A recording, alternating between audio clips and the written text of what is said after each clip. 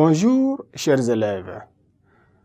Aujourd'hui, nous nous retrouvons une fois de plus pour continuer la suite de la leçon qu'on a vue à la séance précédente sur les mots impersonnels, une leçon de grammaire.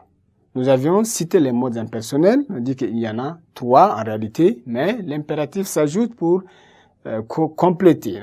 On a le gérondif, l'infinitif, on a le participe et l'impératif est cité aussi parce que il ne fonctionne qu'avec 3 personnes. Nous avons dit que le gérondif se termine par ANT, une forme qui se termine par ANT et est précédée de la préposition en. Le gérondif peut avoir la fonction de complément circonstanciel de manière, circonstanciel de moyen et bien circonstanciel de temps. Et donc aujourd'hui, nous allons poursuivre ici la leçon pour mettre terme à cette leçon-là. Nous abordons maintenant le mode participe.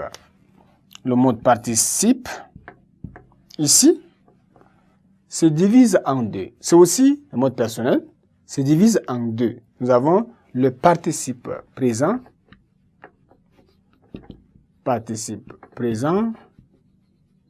et le participe passé. Le participe présent se confond un peu avec le gérondif, sauf que le gérondif est précédé de la préposition en, alors que le participe présent ne prend rien. Donc le participe se divise en deux, se termine selon le groupe des verbes. Pour le participe passé, les verbes du premier groupe, par exemple, se terminent par E, accent aigu. Pour tous les verbes du premier groupe, leur participe passé, c'est en E, accent quand on dit, par exemple, danser.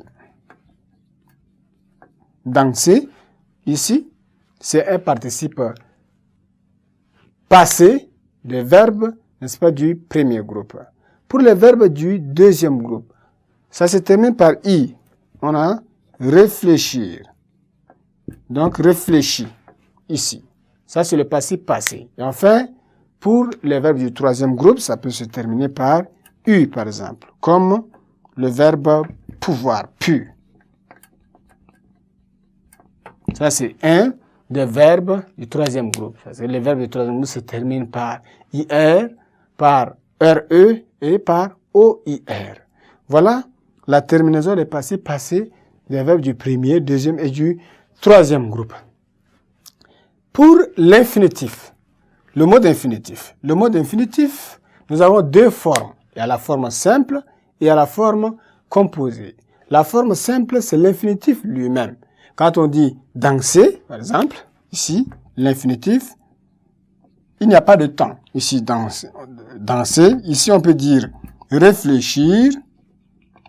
Et ici, pouvoir. Donc, ces trois, ici, on les appelle des infinitifs. Donc, c'est le mode infinitif, la forme simple. Il y a aussi la forme composée.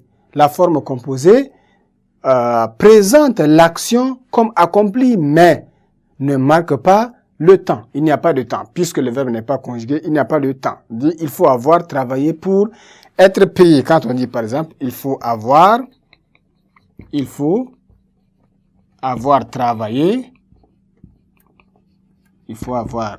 travaillé pour être payé. Donc, ça veut dire être payé et avoir travaillé sont des participes passés de forme de l'infinitif, plutôt l'infinitif de forme composée. Voilà, c'est l'infinitif de forme composée, avoir travaillé et être payé. Voilà ce qu'on peut retenir de l'infinitif. Et l'impératif, pour finir, l'impératif s'exprime sans pronom et n'existe qu'à 3 personnes. Nous le répétons, il n'y a pas de pronom sujet, mais avec 3 personnes simplement. Première, deuxième personne du pluriel et deuxième personne du singulier. Voilà ce que vous pouvez retenir de ces 3 modes, l'infinitif, le participe et l'impératif. Chers élèves, nous sommes arrivés presque à la fin de l'heure. Nous nous retrouvons prochainement pour une autre leçon. Au revoir et à bientôt.